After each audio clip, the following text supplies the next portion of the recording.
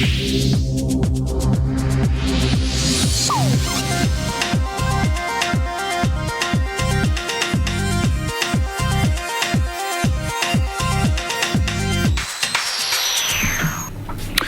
tous, bienvenue, mesdames, messieurs. Avortement clandestin, véritable problème de société. L'État béninois a décidé de s'y attarder. À contribution, les députés pour s'y pencher. Vent debout, la conférence épiscopale appellera au rejet du vote de la loi modifiant et complétant celle du 3 mars 2003 relative à la santé sexuelle et de la reproduction. Seulement, et vous l'auriez constaté, les houleux échanges au Parlement n'y changeront rien. La loi passera comme une lettre à la poste à l'unanimité des députés présents. Tollé général de s'en suivre. Même la sortie officielle du gouvernement, chiffres et arguments à l'appui, n'aura pas changé grand-chose. L'exécutif et le législatif, presque en synergie d'action pour éteindre le feu. Mais aucune réaction officielle, paradoxalement, des partis politiques. Eux, à qui revient l'animation de la vie politique. Bénin et politique, polémique autour de la loi sur l'avortement, des missions, des partis politiques. C'est la grosse interrogation sur bien des lèvres que nous vous proposons en débat ce jour-ci. Le sujet avec un universitaire et un politique socio-anthropologue. Tout de suite et maintenant, je vous les présente. Dr Paul-Marie Wissou, enseignant-chercheur, il est théoricien de la gouvernance d'État. Dr Paul-Marie Wissou, bonjour à vous. Bonjour Joël. Merci pour la disponibilité. Merci aussi de m'avoir invité. En face de vous, monsieur Georges Anagon, socio-anthropologue, il est analyste, un des soutiens du régime politique, il est aussi. Il nous expliquera un peu ce qu'on peut comprendre par ce silence qui ne dit pas son nom. Georges Anagon, bonjour à vous. Bonjour Joël, bonjour aux auditeurs de votre organe et ceux qui nous écoutent. Et bonjour professeur. Et merci à vous de m'avoir invité sur ce nouveau plateau. C'est un plaisir. Oui, que se passe-t-il? Pourquoi ceux à qui revient l'animation de la vie politique sont si silencieux autour d'une question qui engage la vie de toute une nation? Ces questions qui mieux qu'un universitaire, un chercheur de s'y croire, un socio-anthropologue, mais qui a aussi dans le sang les faits politiques pour nous éclairer. Et c'est ainsi qu'on essaiera de faire. Je me retourne d'abord vers le politique socio-anthropologue, M. Georges Anagon. Oui, jusqu'à présent, peut-être vous avez d'autres chiffres, officiellement, aucune formation politique ne s'est prononcée sur un sujet comme celui-là, que quelqu'un qualifie de guerre déclarée à la famille.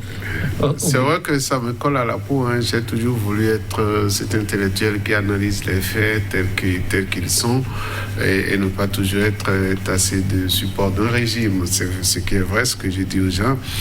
Et j'apprécie les actions, les actes tels qu'ils sont. Si ça va dans le bon sens, je vais dans le bon sens avec. Et si ça va dans le mauvais sens, je voudrais être que celui-là, celui qui se présente sur le plateau pour analyser les faits, parce que même quand vous le dites, c'est pas sûr que le régime soit au courant que je le défends, enfin, je suppose. Maintenant, ceci dit, le sujet qui nous a amenés ici, c'est un sujet de société. C'est un sujet de société, et lorsque il est question d'aborder un sujet de société, il faut laisser les gens débattre du sujet, parce que c'est ce que les hommes vivent, c'est ce que les gens vivent dans la cité. Vous voudrez réglementer ça, il faut laisser les gens débattre de cela. Et en politique, comment on laisse les gens débattre de cela? Vous savez, il n'y a pas longtemps que... Je ne sais pas comment ça se passe aujourd'hui au Parlement, vraiment, je ne suis pas au courant. Mais il n'y a pas longtemps que quand une loi est envoyée, des partis politiques organisent des séminaires, ils organisent au sein de leur parti et ils vont déjà étudier la loi et ils ont déjà leur idée là-dessus avant de venir à l'hémicycle. Il n'y a pas longtemps, je ne dis pas d'autres pays, mais chez nous, que ça se passe comme ça. Est-ce que ça se passe encore comme ça aujourd'hui? Je n'en sais rien. Parce que, comme je le dis, hier, les débats au Parlement étaient portés sur la place publique. C'était porté à tout le monde. Vos organes, les organes de presse, faisaient des enregistrements et venaient parfois jouer.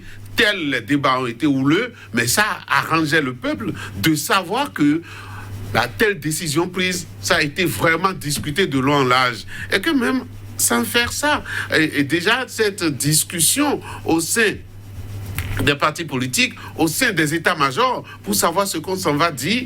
C'est une manière de faire le débat autour du sujet. Et cette manière-là émane, les décisions, les discussions émanent du fait que dans la rue, qu'est-ce que les gens ils en disent? Qu'est-ce que les Béninois en pensent? Et c'est là où le rôle du parti politique est capital dans ce domaine-là.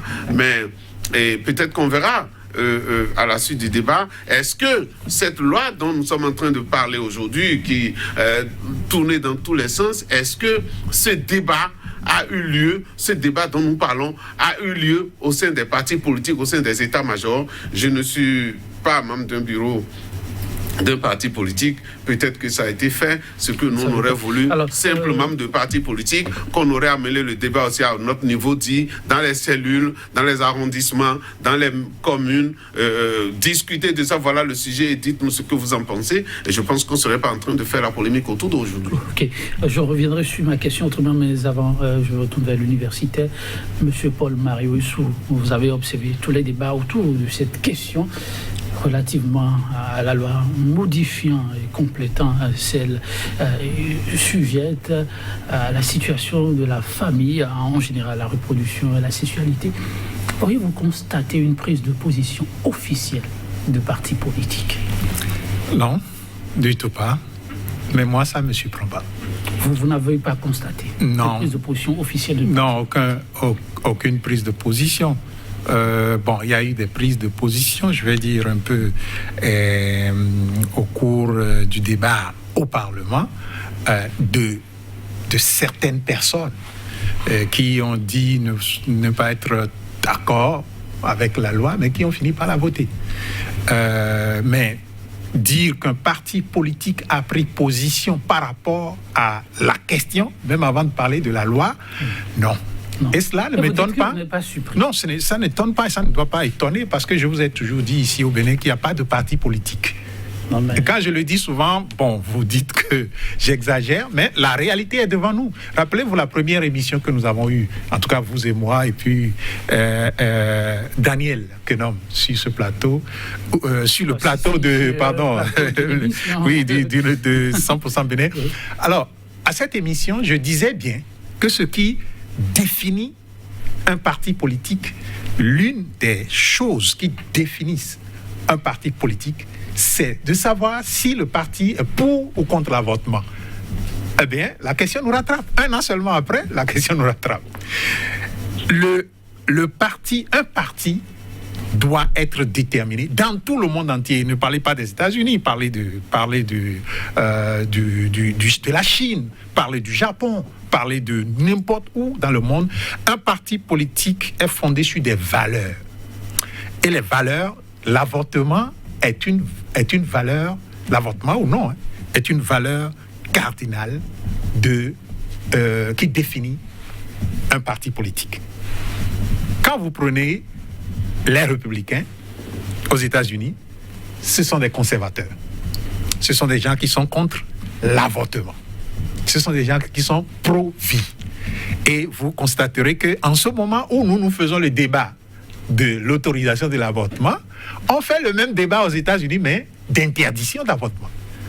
L'État de Texas a interdit l'avortement, malgré que la Cour suprême ait déjà dit depuis 1968 que l'avortement peut être autorisé dans certains cas. Donc, et l'État de Texas dont nous parlons est majoritairement conservateur, est républicain. Vous voyez à peu près. Donc, un parti politique doit être défini par des valeurs. Et au Bénin, il n'y a pas de parti qui soit défini par des valeurs, sinon que ce que nous avons constaté à travers ce vote, c'est que les deux partis qui sont majoritaires à l'Assemblée aujourd'hui, tous sont... Non, il n'y a pas de parti majoritaire. Il n'y a que deux partis à l'Assemblée. Bon, ok, d'accord. Les deux partis qui sont à l'Assemblée aujourd'hui sont des partis qui tous prônent l'avortement. C'est la conclusion qu'on... Mais écoutez, vous avez 82 députés qui ont voté tous pour l'avortement. Vous voulez que je tire quelle conclusion?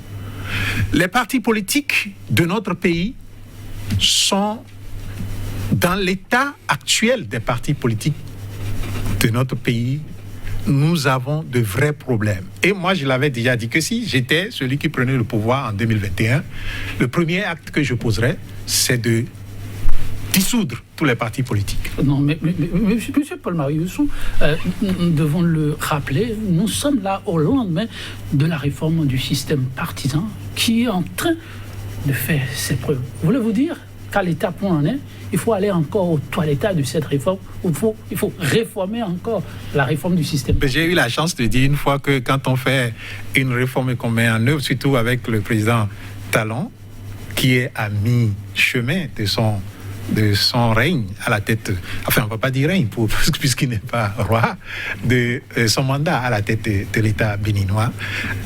J'ai déjà eu la chance de dire que lorsque on fait le parcours à mi-chemin, il faut s'arrêter, faire le point. Les réformes telles que nous les faisons, est-ce que ça porte des fruits? Quels sont les écueils que nous rencontrons? Comment améliorer la mise en œuvre ou la prise de décision par rapport aux réformes pour qu'elles portent plus de fruits? Parce que les fruits ce que nous semons aujourd'hui, ce n'est pas pour nous, c'est pour demain. Et ce que nous sommes en train de dire, enfin ce que tous les députés disent aux enfants qui sont déjà là et d'autres qui vont naître demain, c'est que en réalité, vous n'avez normalement pas droit à la vie tant que votre mère, disons, est concernée par disons, la vie. La vie de la mère est plus importante que la vie de la femme. Bon, en tout cas, de l'enfant. Le débat est là, oui. Et ça va toujours dans tous les sens. On va revenir sur la question des réformes. Faut-il encore aller réformer la réforme du système partisan? On y revient, mais en attendant, monsieur Anangoulou, si on peut peut-être accepter qu'au niveau de l'Assemblée nationale, il y a deux formations politiques et à travers peut-être la position des députés, on peut lire celle des deux formations en question. Mais comment expliquer le silence des autres formations politiques? Voilà, c'est pour ça que il faut dire peut-être que le mal, il est général. Quel mal? Général, de ne pas savoir qu'un parti politique sur une société doit pouvoir donner sa position, doit pouvoir dire ce qu'il pense. C'est au fait là le débat. C'est à travers, et comment on pourrait savoir, peut-être des communiqués radio, à travers ces prises de position, nous allons savoir tel parti est pour et tel parti est contre. C'est ça qui a amené le professeur tout à l'heure à dire les partis qui sont au Parlement sont des partis pro-avortement. C'est ça qu'il a amené dit. Je voudrais quand même qu'on n'oublie pas. Mais sur cette question, puisque vous rappelez ce que le professeur vient de dire, est-ce qu'on peut tirer cette conclusion? Est-ce que les bureaux politiques ne peuvent pas se désengager par rapport à ce que éventuellement leurs représentants ont fait à l'Assemblée? Pensez-vous qu'ils peuvent le faire? Oui, justement, ça dit que vous savez ce qui s'est passé que moi j'ai analysé autrement. Il a failli avoir débat. Il a failli avoir débat. Mais finalement, il n'y a pas eu de cette loi-là. Oui. Et qu'est-ce qui s'est passé? Les gens se sont rétractés très rapidement. Je ne sais pas, je ne suis pas dans le secret des dieux. Oui. Mais voilà, déjà que la loi n'est pas sortie, le débat n'est pas sorti, c'est tout comme s'il y a quelqu'un qui l'a tapé sur les doigts pour dire qui t'a dit de dire ça. Et ça générait un peu, parce qu'un député, c'est quelqu'un qui a droit à la parole et qui peut donner ouvertement sa position politique. Alors, et moi, j'ai dit, là c'est bien parti, parce que le Parlement, qu'on dit, oui, monocono et tout, ces réactions-là, j'ai dit, c'est parti. Les gens ont envie de prendre la parole. Et ils ont envie de prendre leur liberté pour dire ce qu'ils veulent. Mais très tôt, ça, je ne sais pas ce qui s'est passé. Vous ne savez pas ce qui s'est passé. Alors, les gens ont changé d'avis. On y analyse, vous avez dit, ça s'est rétracté. Est-ce que les bureaux politiques en l'état actuel peuvent taper sur la tête de ces députés? Et c'est pour ça que, comme on a dit, une fois que ces propositions de loi, nous étions dans le cadre d'une proposition de loi, c'est ça veut dire, puisque ça vient du gouvernement. C'est plutôt ça. Dès que c'est venu, dès que c'était arrivé, c'est que l'état-major du parti politique convoque les députés de ces partis politiques-là pour dire, venez, nous allons étudier cette loi-là pour que nous ayons une position unanime. Et ce que nous avons eu au Parlement, que j'ai appelé début de débat et qui a été très vite étouffé, c'est que s'il y avait eu cette discussion au sein des états-majors, on ne pourrait plus avoir ce qui a failli se passer au Parlement. C'est-à-dire que des gens ont donné des positions individuelles. En fait, il faut comprendre, ce n'étaient pas des positions de partis politiques, mais c'est des positions individuelles. Et vous savez que ce qui est individuel, si ce n'est pas porté par le peuple, si ce n'est pas porté par le groupe, ça s'éteint très vite. Et c'est ce que nous avions vu par rapport à cette loi-là. Mais si nous allons de façon générale, par exemple, on est dans la session budgétaire. Est-ce que tout ce que le gouvernement a proposé, toutes les orientations que le gouvernement a données au budget de l'année 2022, est-ce que ça trouve l'assentiment de tous les députés? Et c'est ça qui fait que, quelle que soit la qualité du débat au Parlement, moi j'invite les gens de la presse à nous rendre compte de qu'est-ce qui se dit là-bas. Moi je ne vais pas là-bas. Je suis sûr que autour d'un budget, les députés doivent pouvoir, au moins 2 députés, sur la question, promis, on y revient. Donc, par rapport, non, c'est pour dire, par rapport à ce qui s'est passé, et en ce qui concerne la loi sur l'avortement, moi j'ai entendu, je suis d'accord, quand vous dites des partis politiques, on les connaît, les conservateurs, les non-conservateurs, il y a eu des conservateurs au Bénin, c'est-à-dire, vous avez vu les religieux, même si c'est seulement... On parle de formation politique. Oui, je viens, c'est pour dire, des gens, quand... Dis-moi qui tu es, et dis-moi comment tu parles, et peut-être parfois on dit ça, je te dirai qui tu es, au fait.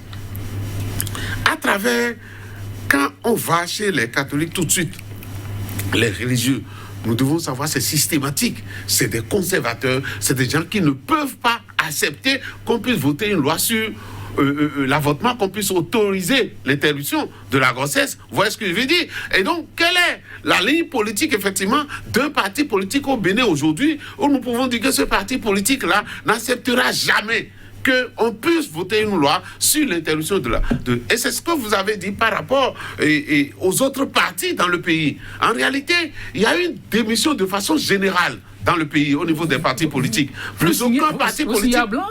Que c'est une démission? C'est une démission générale. Parce que... Vous n'allez pas vite en besoin, là? Non, je vais vous dire. Je venais sur le plateau, j'allais sur le plateau de 100% Bénin et je rencontrais des gens, même des démocrates et tout ça, pour qu'on puisse discuter. Et je disais, ce qui faisait la publicité autour des démocrates, c'était le fait qu'on ne leur donnait pas vite leur récépissé. D'accord? Et j'ai dit à quelqu'un, le travail vous attend après le récépissé. Parce qu'après le récépissé, il faut qu'on continue de parler de vous. Et on ne peut continuer de parler d'eux que lorsqu'ils vont continuer la dimension de la vie politique. Après les élections présidentielles, c'est vrai, pendant les élections présidentielles, il y a eu des agitations, d'accord, surtout autour de ces candidatures des démocrates, mais après les élections, il ne se passe plus rien. Il ne se passe plus rien. Et ce dont nous parlons aujourd'hui, c'est autour des grands débats. Et l'occasion qu'on a trouvée sur ce grand débat-là, sur ce sujet de société, les gens étaient absents. C'est vraiment dommage. Parce que l'animation de la vie politique, ça se fait, c'est vrai, à travers des prises d'opposition, mais ça se fait aussi au niveau de l'animation des cellules de base de ces partis politiques-là. Et quand moi j'ai suivi l'actualité ces temps-ci, bon voilà, on dit que je suis apparenté BR, mais je sais pas. Mais quand j'ai suivi l'actualité ces temps-ci, et dans les septentrions, j'ai vu beaucoup les gens de BR s'agiter, ils ont récupéré des gens de FCBE, ils sont partis faire des réunions avec eux pour rassurer ceux-là. Ça, c'est aussi déjà l'animation de la vie politique. Ce qui nous manque, ce dont nous parlons ici, c'est la prise de position des états-majors politiques, par rapport au grand débat. Et on a raté une occasion de rattraper cela. C'est le débat sur la légalisation de l'interruption de la grossesse. C'est ce débat-là. Donc si les gens avaient été présents, les gens se seraient donné le temps, la peine de discuter entre eux. Ce dont nous parlons, ce n'est pas se mettre contre, aller contre ou aller pour. Ce dont nous parlons, c'est de discuter, d'expliquer. Vous avez vu ce qui se passe actuellement par rapport à cette démission des partis politiques sur les grands débats, ça fait que le gouvernement est à tous les fronts. C'est toujours le gouvernement qui vient donner sa position. C'est toujours le gouvernement qui vient dire « Oh, c'est le gouvernement qui a proposé la loi. » Et donc, ce qui est du domaine de la loi, on voit plus les députés en train d'expliquer, en train de dire pourquoi ils ont été d'accord pour cette loi qui a été envoyée chez eux. C'est ça le problème. Et ce débat a été raté. Et c'est pour ça que lorsqu'il y a eu quelques 2-3 individus au sein du Parlement qui ont pensé au donner leur voix, ça a intéressé tout le monde tout de suite. Tout le monde voulait se jeter là-dessus et ils nous ont coupé les pieds. Alors, voyez-vous, donc, essayons de passer un peu au pays fin, et certaines formations politiques. Je me retourne avec votre permission d'abord vers le professeur. Nous avons eu une grande formation qui a fait saliver, ça c'est vrai. Sa création, ça a posé un peu problème. Et puis... reconnaître son existence légale aussi, c'est chose faite. Et à votre vis-à-vis qu'il a évoqué rapidement, les démocrates. Qu'est-ce qui aura handicapé les démocrates dans la prise de position, d'après vous, sur un sujet comme celui-là? Les démocrates, comme tous les autres partis politiques, ne sont pas fondés sur des valeurs. Vous mettez tous dans un même panier? C'est la même chose. Il a si bien dit. C'est-à-dire que c'est les mêmes, ils ont tous les mêmes problèmes. Ils ne sont pas fondés sur des valeurs. Qu'est-ce qui a créé les démocrates? Dites-nous. Le motif de leur création, c'est quoi?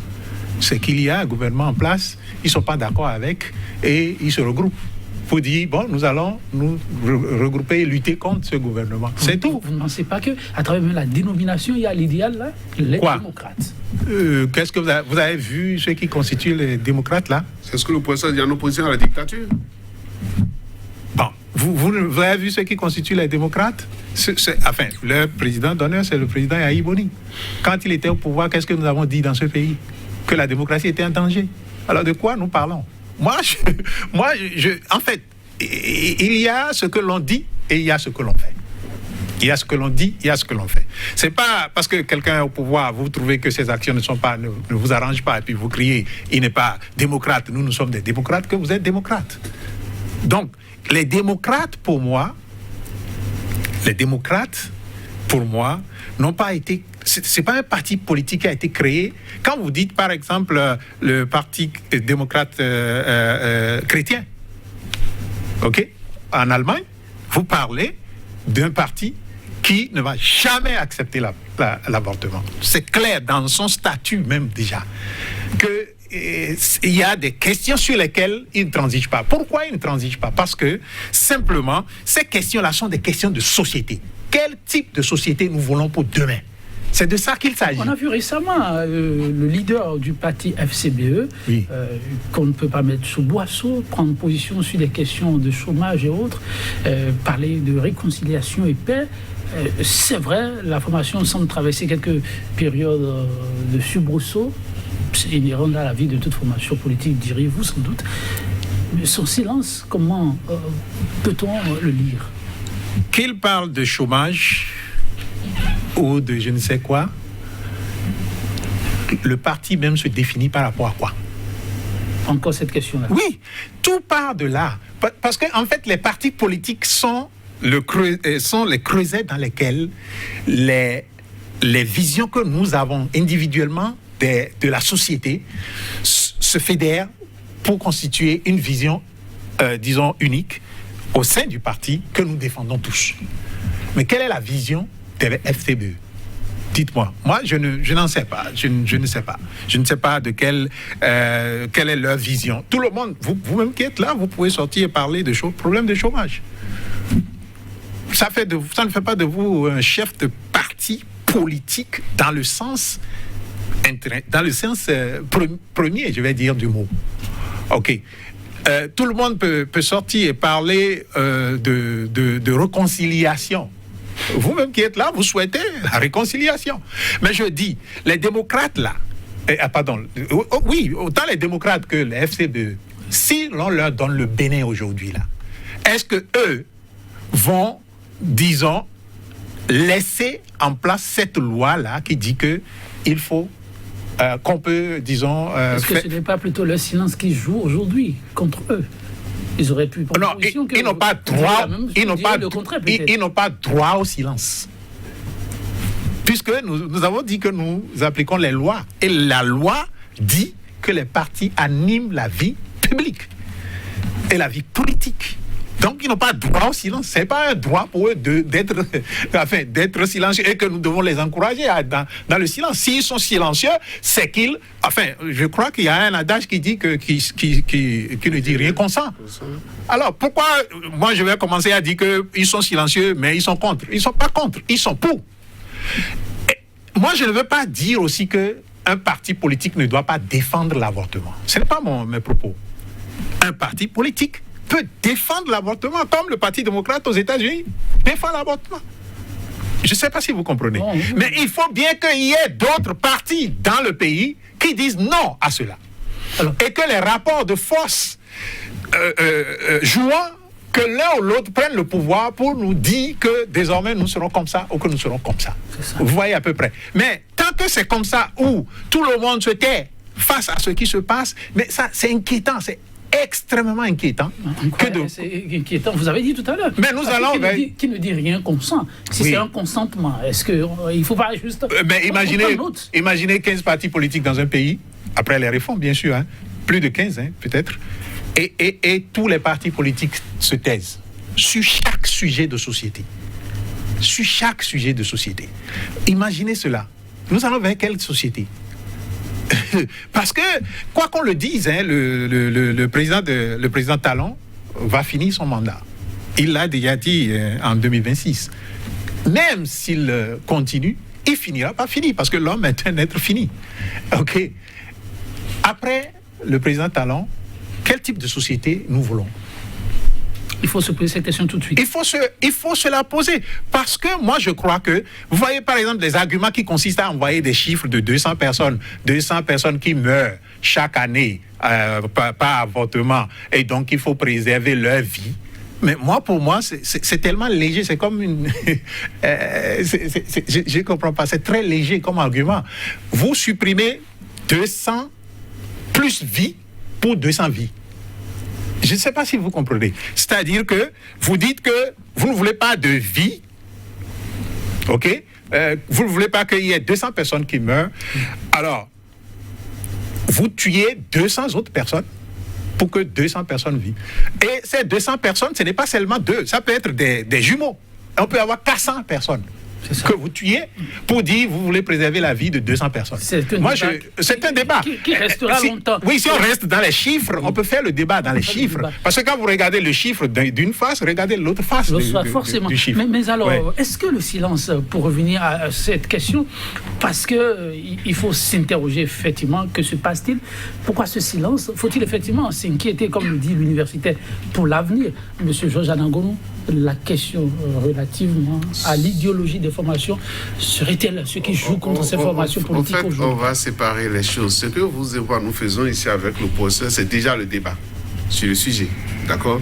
Tout ce qu'on va dire, on ne nous a pas averti tôt pour que nous puissions faire ces exercices avant que la loi soit votée. Oui. C'est ça, au fait. Oui. Sinon, la société elle-même, puisqu'ils nous ont surpris avec le vote de leur loi, la société s'est saisie du débat. Tout à fait. Les journaux en parlent, il y a des débats là-dessus sur les plateaux. C'est ce débat-là qui a manqué avant le vote des Alors oui, la question. Et j'ai entendu quelqu'un dire, lorsque le gouvernement a fait sa conférence de presse, j'ai entendu quelqu'un dire, on peut faire 2 ans ce débat-là.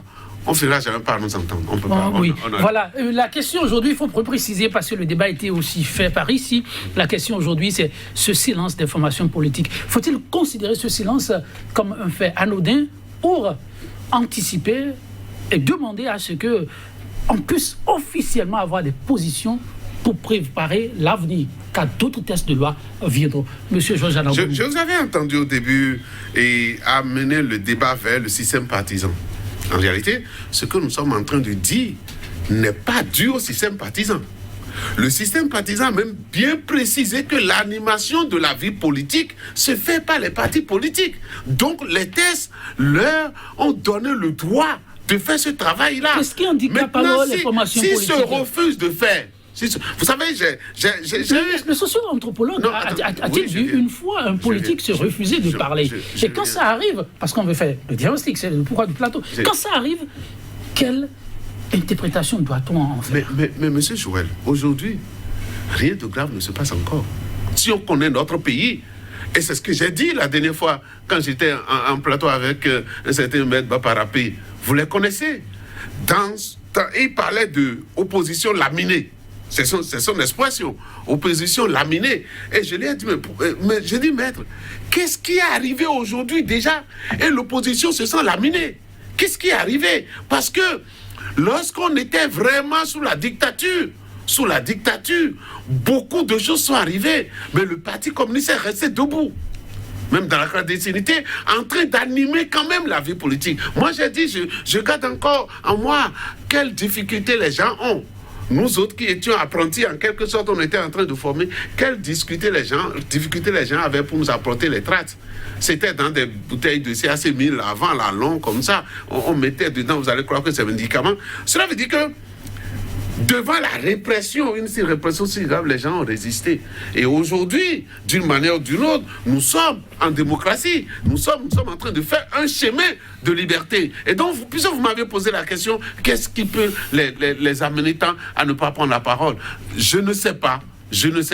Et pourtant, il y a quelques années, c'est les mêmes partis politiques, et c'est ce que j'ai dit, qui prenaient la parole et qui prenaient les positions et allaient chercher. Ils n'ont pas tellement changé les acteurs. C'est les mêmes acteurs. Mais je n'accepterai pas demain. Je ne m'accepterai pas demain. Qu'on dise, oui, c'est le régime de Talon qui nous a empêchés de parler. Je dirais non. Vous savez pourquoi je dirais non? Moi, je suis habitué à des plateaux où j'ai vu, souvent si on me qualifie de quelqu'un qui défend le régime, c'est parce que souvent je fais face à des gens qui ne défendent pas le régime. Et je les ai revus tout le temps. On ne les a pas arrêtés. Donc on ne peut pas arrêter tout le monde dans un pays. Vous voyez ce que je veux dire? Et donc, on doit avoir le courage, la timidité politique qui s'est installée chez nous, le lacisme politique qui s'est installé chez nous. On a vite fait de dire c'est parce que nous sommes dans un régime qui emploie la dictature. Alors, timidité, lacisme sont les mots que vous sortez. Oui, quelle parce explication le socio-anthropologue il donne? Et surtout qu'on a dit que, à partir du moment où vous avez votre récépissé, vous pouvez prendre la parole librement et donner vos idées et défendre vos idées. Nous pouvons encore comprendre les partis qui sont autour du chef de l'État. Pourquoi nous allons les comprendre? Au fait, la proposition de loi est venue du gouvernement. Et le gouvernement est supporté par au moins ces deux partis principaux. Enfin, les autres satellites autour. Donc, on peut considérer que peut-être que dans la nuit, dans l'antichambre, on a déjà discuté avec eux avant que ça ne vienne. Mais et les autres partis qui ne sont pas allés dans l'antichambre avec eux, pourquoi ces partis-là ne prennent... Il y a un certain lacisme qui s'est installé chez nous. Est-ce qu'on peut essayer d'explorer Jean, on est fatigué d'eux. On a peur. Même si tu dis maintenant, ça ne leur dira rien. Mais dis quand même. Que vous observez. Ta responsabilité, c'est de dire. Il faut dénoncer. Parce que c'est tellement... ça, c'est aussi voler le peuple. Vous savez, on a dit maintenant que... Voler oui, je viens. On a dit maintenant que... Comment on appelle? L'État va financer les partis politiques. Pourquoi l'État va financer les partis politiques? Parce qu'il y a un travail que le peuple attend. Et que c'est ces partis politiques-là qui doivent faire ce travail-là à la place du peuple. C'est-à-dire apporter les aspirations du peuple, aller défendre les aspirations du peuple. C'est pour ça que l'État est en mesure de leur apporter assistance. Si vous ne faites pas ça, attendez, il n'y a pas de l'argent gratuit. C'est parce que vous devez faire un travail que l'État vous paye. Que pensez-vous qu'il faudra faire pour ceux-là qui, jusqu'à présent, ont déjà reçu de l'argent, mais visiblement, il y a ce que vous appelez lacisme. Je voudrais leur dire qu'ils ont manqué une occasion de remplir leur mission. C'est parti là. Que ce sujet qui intéresse tant le peuple, qui intéresse tant les populations. Et je voudrais dire juste en passant que le professeur et moi, on n'a pas la même position par rapport à l'avortement. Vous êtes beaucoup conservateur, moi je suis progressiste par rapport à la question. Je considère que la femme a droit à son corps et qu'elle a aussi droit de vivre et qu'elle peut être libre de choisir ce qu'elle veut faire. Et est-ce que je garde un enfant? Est-ce que mon organisme est déjà prêt? Vous savez aussi qu'il y a des avortements, si vous voulez, pour raison médicale. Vous le savez ça. Moi j'en ai été victime une fois. Moi je me rappelle, et c'est pas ici, en France, il y avait des complications pour la naissance de mon enfant et tout. Et c'est le corps médical qui m'a appelé. Ils m'ont convoqué à Saint-Antoine. Et ils m'ont dit, monsieur Nangounou, nous vous avons invité parce que l'état dans lequel se trouve votre épouse, la grossesse, il y a complications. Et donc, nous voulons nous dépêcher pour sauver votre femme. Mais votre enfant, on ne vous garantit pas. C'est une décision médicale. Et donc, ça peut arriver dans la vie. Et moi, pour ces raisons-là, il y a tellement de raisons pour lesquelles on peut faire avortement, que ce qui vous rattache, vous et moi, aujourd'hui, ici, c'est que nous sommes venus pour déterminer la responsabilité des partis politiques dans ce débat-là. Tout à fait, on va pas s'éloigner. Et on va pas s'éloigner du débat. Non, je vous vois venir. J'ai laissé l'ouverture parce qu'on ne peut pas ne pas parler du thème. Et nos positions à nous. L'ouverture. Donc, merci beaucoup. Vos positions, vous les avez annoncées très rapidement. Les partis politiques sont laminés, il faut le dire. Et c'est du lacisme qui s'installe. Bon, voilà, on peut faire le débat aussi. Qu'est-ce qui pourrait motiver ce lacisme? Que faire pour que ces formations puissent se retrouver dans la plénitude de leur rôle? Monsieur Anagono, vous allez répondre à la question tout à l'heure, mais il y a une formation qui récemment montée au créneau, a été portée sur des fonds baptismaux, a signifié clairement sa position, c'est le social-libéralisme. La formation LNA, la nouvelle alliance portée par l'ancien ministre Théophile Yaro. Là, la vision n'est-elle pas suffisamment claire? Si vous êtes social-libéraliste, c'est ça, hein? Vous êtes nécessairement progressiste. Et vous serez dans le même sens que M. Anagono. Et vous devez pouvoir sortir, nous expliquer. Même dans ce cas, les gens doivent pouvoir sortir. Oui, nous expliquer les raisons pour lesquelles vous défendez un tel projet. Si vous ne le faites pas, il a manqué de dire que c'est une faute condamnable par l'État, parce qu'après tout, l'argent qui leur est versé, c'est l'argent du contribuable. Absolument. Donc, on vous paie pour un travail que vous ne faites pas. Bon. Et pourquoi doit-on vous payer? Et il faut préciser que pour l'instant, ceux qui ont droit à ce dont vous parlez, il n'y a que FCBE, BR et UP. Est-ce que, prenant cela en compte, on peut absoudre les autres? Non, non, je voudrais pas qu'on dise que c'est parce que les autres sont payés. Eux aussi, ils aspirent à être payés. C'est ça. Donc, ce n'est pas... Si demain, ils ont les 10%, c'est pas ça le problème. Mais déjà, même votre l'existence en tant que parti politique vous oblige à prendre des positions claires sur des sujets de notre société. Je vais vous dire, parce que c'est pas seulement l'avortement. Moi, c'est clair pour moi. Raison médicale pour avortement, oui, c'est ces raisons-là qui font que des partis disent, nous, là, on défend ça. Ouais. Mais... dire que lorsque la femme pense que sa profession a un problème et il faut alors passer à l'avortement. Si elle est menacée physiquement, psychologiquement et tout. Mais c'est grave. Ça fait même une contradiction de loi qu'on a votée récemment. Une loi dit quand quand la femme, disons, conçoit, vous, le père, devez aller vous déclarer, disons... et à la mairie. Oui, à la mairie comme étant le père. Oui. OK. Et l'autre loi dit, lorsque la femme sent que sa profession là pose problème, donc elle peut aller demander qu'on avorte. Ça fait quoi? Vous connaissez notre société. En réalité, M. Anagono, vous êtes socio-anthropologue et vous connaissez mieux ce qu'on appelle culture que moi. Oui. Notre culture va résister à cette loi. Elle va résister parce que si vous prenez, il y a... j'ai entendu des gens... Mais est-ce que notre culture s'est opposée à l'avortement clandestin? Notre culture... s'est opposée à l'avortement clandestin. Vous l'avez dit que la culture béninoise... Non, attendez. Non, mais attendez, est-ce que ça a arrêté ça? Attendez. Non. Vous m'obligez à poser des questions, là. Monsieur Anagono, oui. Le test aujourd'hui voté empêchera l'avortement clandestin? Le test aujourd'hui voté rend même plus difficile l'avortement. Je vous explique. Comment? On a dit à la femme que lorsqu'elle est enceinte et qu'elle a des problèmes, qu'elle peut aller le poser au médecin. Il y a ce qu'elle, en fait, elle faisait clandestinement. D'accord? Ou bien elle ne faisait pas. Elle allait voir l'oncle de Joël et on l'arrangeait et elle faisait son avortement. Quel exemple là? Bon, en fait, d'une manière comme ça, d'accord? On dit aujourd'hui, vous irez voir le médecin, mais ça ne veut pas dire que vous allez obtenir automatiquement l'autorisation d'avorter.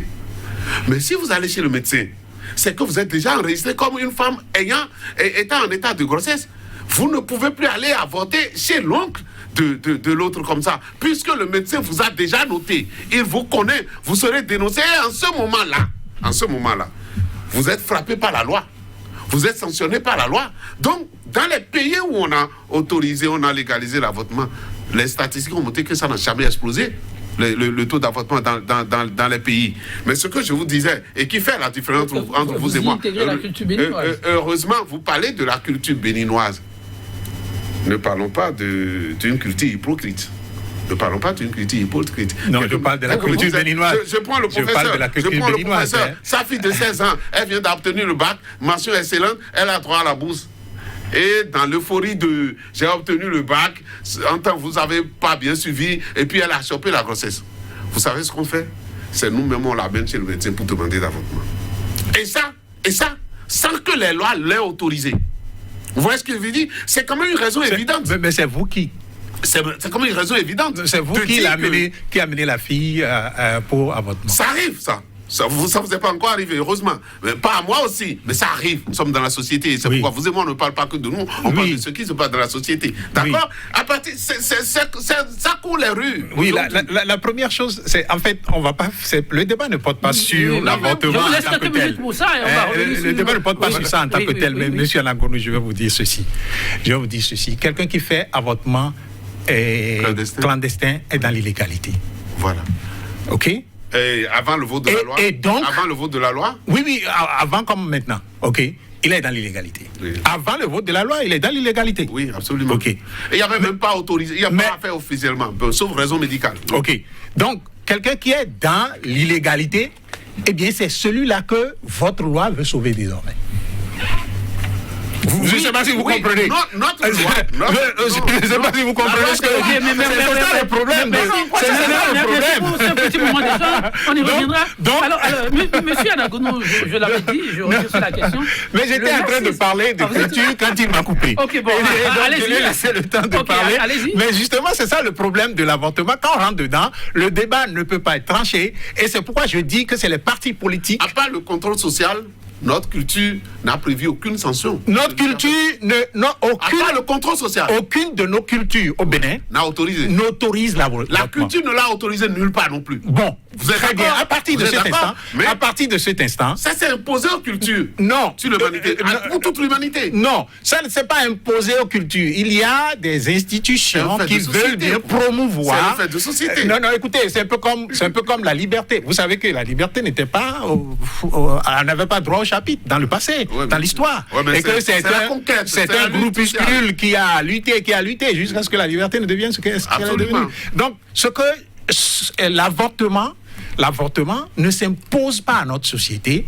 L'avortement est importé pour être imposé à notre société. Ça tout le temps. Merci beaucoup. Non, on le dira. C'est un débat qui... on devait dire ça avant le vote de la loi. C'est dommage. Je peux poser maintenant ma question? Oui, bien sûr. Je l'avais prévu pour M. Anangonou. Le lacisme qui serait le handicap à la vitalité de ces formations politiques, on fait comment pour s'en départir? Que des gens puissent, les acteurs politiques puissent se dire la vérité et déterminer quelle est leur réelle mission. Parce que... Non, vous n'allez pas dire qu'ils ignorent leur mission. Ah bon, d'accord. Donc c'est moi qui leur ai dit de ne pas faire le débat sur l'avortement, qui est un grand sujet de société. Non mais attendez, quand c'est arrivé et quand on a voté la loi, la seule structure qui est sortie pour donner des informations par rapport à ça, c'est le gouvernement. C'est le gouvernement. Et je pense que le gouvernement actuel souffre de quelque chose. En souffre vraiment parce que les partis qui supportent le gouvernement et qui ont voté la loi, si ces partis-là s'étaient mis devant pour expliquer, le gouvernement n'aura plus besoin de faire cette conférence-là pour expliquer la même chose, selon moi. Et donc, quand le gouvernement se trouve seul à patauger sur tous les fronts, et à faire la communication, à faire tout. Non, aujourd'hui, ça ne doit plus être ça. Pourquoi? Parce que l'État a déjà donné de l'argent aux partis politiques pour faire ce travail-là. L'État leur a déjà donné de l'argent. L'argent ne doit pas servir seulement campagne politique. Non, c'est faux. L'argent doit servir, par exemple, à former les gens, les militants du parti politique, d'un parti politique, pour les éclairer davantage, pour qu'ils puissent aller pour la conquête du pouvoir. D'accord? L'argent ne doit pas servir seulement pendant la période de campagne où on vient donner, je pense, en temps, je ne sais pas, peut-être on a donné 35 000 francs à mon village. C'est ridicule. C'est ridicule. Et donc, le travail fondamental que l'avant devait être fait, c'était de payer des experts pour venir leur expliquer le pour et le contre d'un avortement, le pour et le contre de la légalisation de l'avortement. On devait leur expliquer ça. Et eux, à leur tour, d'aller expliquer aux populations. Si on pouvait faire ce travail-là, et là où je n'ai pas été d'accord avec ceux qui ont fait cette conférence de presse pour le gouvernement, de dire on va faire 2 ans, on n'y arrivera jamais. Mais qui leur a dit qu'il y a une société où on a passé à l'avortement, à l'autorisation de l'interruption volontaire de la grossesse sans qu'il y ait eu débat. Et il vient de le dire. C'est encore débat aujourd'hui aux États-Unis. Aujourd'hui. Tout à fait. C'est passé avec Simon Veil en France, d'accord? Mais c'est encore débat aujourd'hui. Donc que nous puissions perdre même 2 ans à faire le débat là-dessus pour que notre culture puisse bien comprendre et peut-être intégrer cela, ça ne gênerait personne. Donc on n'a pas besoin d'aller en procédure d'urgence pour voter une loi pareille. Je comprends le ministre de la Santé qui dit non mais j'ai vu des gens mourir, je veux sauver des vies. Mais il faudrait que la loi soit votée pour les Béninois et donc les Béninois doivent comprendre le pour et le contre. Moi, le travail que je me donne ici avec vous aujourd'hui, c'est vraiment libéral, c'est vraiment libre, c'est sans intérêt. Enfin, mon intérêt, c'est peut-être d'éclairer les internautes, mais on ne m'a pas demandé ce travail-là. Le gouvernement ne m'a pas confié. L'État béninois ne m'a pas payé pour le faire. Merci beaucoup pour votre sens de patriotisme. Alors l'assisme des formations politiques, le handicap, vous pensez beaucoup plus aux questions de valeur. On fait comment pour permettre à ces formations de retrouver ses talents? Oui, vous voyez, il y a... Vous n'a dit en même temps, vous êtes catholique. Il y a plusieurs sujets graves de société qui passent sans que les partis politiques ne disent, ne pipent mot, quoi. Et vous voyez, ils vont organiser meeting à, je ne sais pas, Toumi pour dire qu'ils sont en train de... enfin, tel mouvement passe dans tel autre parti. C'est ça qui est leur problème, quoi. Mais il y a des problèmes graves de société. Vous vous rappelez, il y a eu dans ce pays la question du passage du franc CFA à le Q, c'est ça, non? Le Q ou bien quelque chose de comme ça. Union ouest-africaine. Union ouest-africaine. Vous avez entendu quel débat de quel parti politique sur ça? Oh, c'est un débat fondamental de notre vie. C'est-à-dire que pendant 60 ans, nous avons appartenu à une union qui nous impose une certaine monnaie. Et nous voulons maintenant, nous voulons faire un progrès. Et on a fait, je ne sais pas, on a signé les documents sans que les partis politiques ne disent rien du tout sur ce passage-là.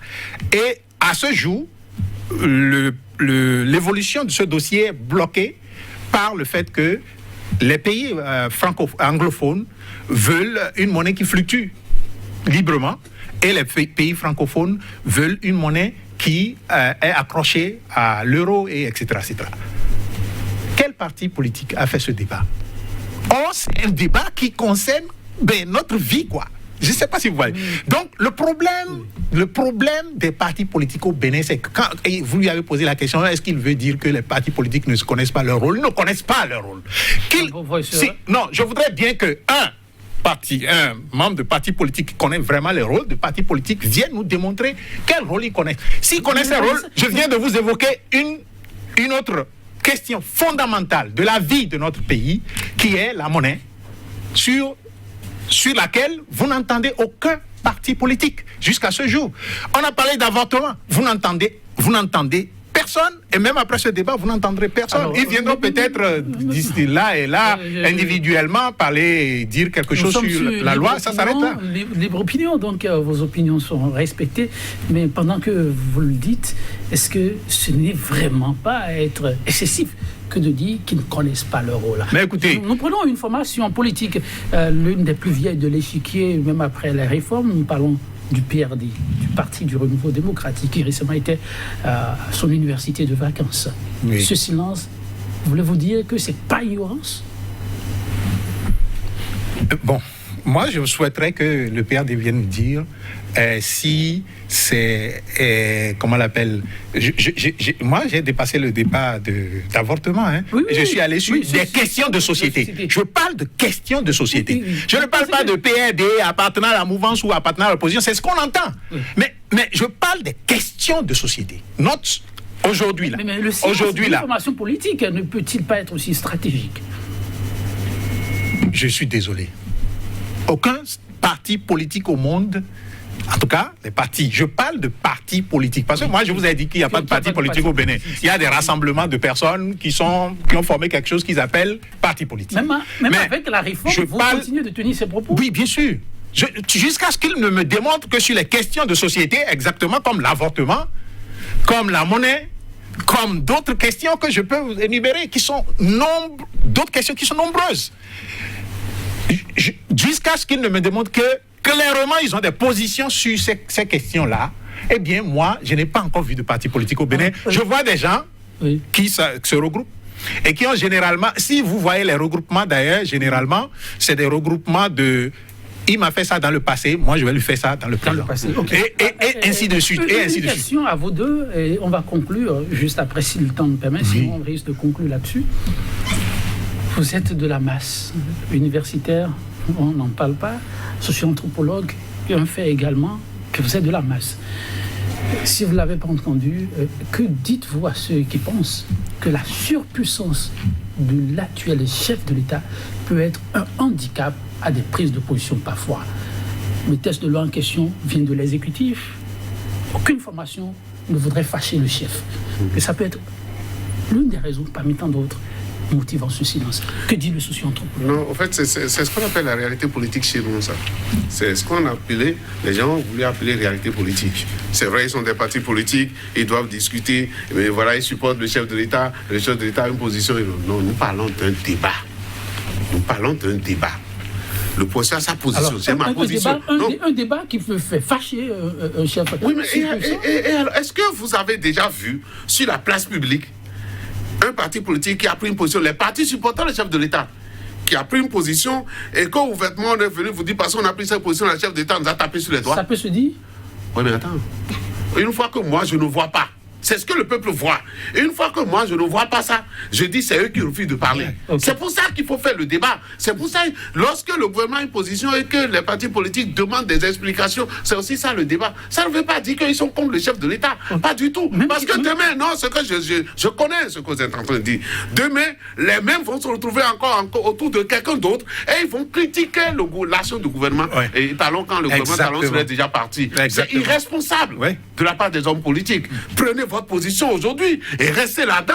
Si même on s'en va vous fermer, vous enfermer du moins, on saura que vous avez pris votre position et que par rapport à cette position-là, on vous a martyrisé. Et demain, la société vous reconnaîtra ça. Moi, je pense que le président Talon est un homme de discussion, un homme d'ouverture, très intelligent. Moi, je conclue en disant que il faut plus que la loi sur les partis politiques, la réforme présidente dit les responsabilités pour dire c'est vous qui devez animer la vie politique, la vie publique. Il ne faut plus que d'autres moments arrivent et qui se permettent encore de rater quelle est cette mission principale que la société leur a confiée. Et comme le disait le professeur, si c'est le ministère de l'Intérieur qui donne le récépissé aux gens, c'est parce que le peuple lui a dit donne le récépissé aux gens. Donc c'est le peuple qui donne. Et à partir du moment où on vous a donné la licence, exercez le métier. Sinon, si vous ne le faites pas, dans peu de temps, on peut encore vous rappeler et vous retirer le récépissé. Ah, c'est possible ça? Ouais, ça c'est prévu par la loi. Ok, merci bien. Oui, professeur, la même question.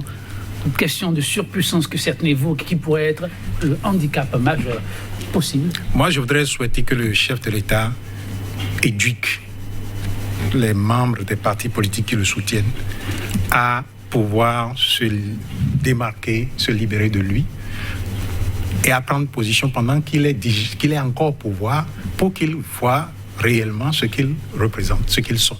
Vous vous rappelez, il a si bien dit. Vous vous rappelez, il y avait un ministre qui chaque semaine nous chantait ici, si Aïbouni va à gauche, on ira à gauche. S'il va à droite, on ira à droite. Ce même ministre... On est dedans. Voilà, on est dedans. S'il tombe dans l'eau, nous allons tomber dans l'eau. Ce même ministre, Aïbouni n'est plus à gauche, mais il n'est pas avec Aïbouni, il est avec le président actuel. Vous voyez, à peu près, c'est ça le problème des Béninois. C'est pourquoi je dis que les partis politiques ne connaissent pas leur rôle en tant que tel. Parce que quand vous dites je suis de ce parti, c'est que... C'est une ignorance ou question d'intérêt. Non, moi, on peut classer ça sous plusieurs volets. Okay. Ça peut être intérêt, ça peut être intérêt, ça peut être... Donc, vous parlez des formations qui soutiennent ces actions et les autres formations, qui sont nombreuses. Après cette réforme du système partisan, vous dites quoi? Je pense que les partis doivent prendre leur indépendance pour parler des questions de société. Et il y en a beaucoup de ces questions de société qui vont survivre au mandat du président de la République. Et donc, pour moi, le président doit faire de sorte que, s'il est surpuissant aujourd'hui, et c'est ça qui empêche les gens de parler, il doit tout faire pour que cette puissance-là, celui qui lui succédera, n'ait pas cette puissance. Parce que lui, peut-être, il est surpuissant aujourd'hui, mais celui qui vient après peut être surpuissant. Et ça va être dangereux pour notre société. Donc, il a encore les cartes en main pour les 4 ans qui viennent pour asseoir une société où l'exécutif, le législatif, le judiciaire, les 3 s'équilibrent. Et s'il y a problème entre les 3, le citoyen peut arbitrer. Okay. Si nous ne faisons pas ça, les questions de société, nous allons les rater et nous aurons des problèmes après lui. Merci à vous, monsieur Paul-Marie Ouessou. Merci également à vous, monsieur Georges Gonou. Ce sera tout pour aujourd'hui. Je vous accompagne sur cette citation de Léonard de Vinci. Celui qui se réclame de l'autorité ne met pas en œuvre l'intelligence, mais plutôt la mémoire. Bonne méditation chez vous et à très bientôt.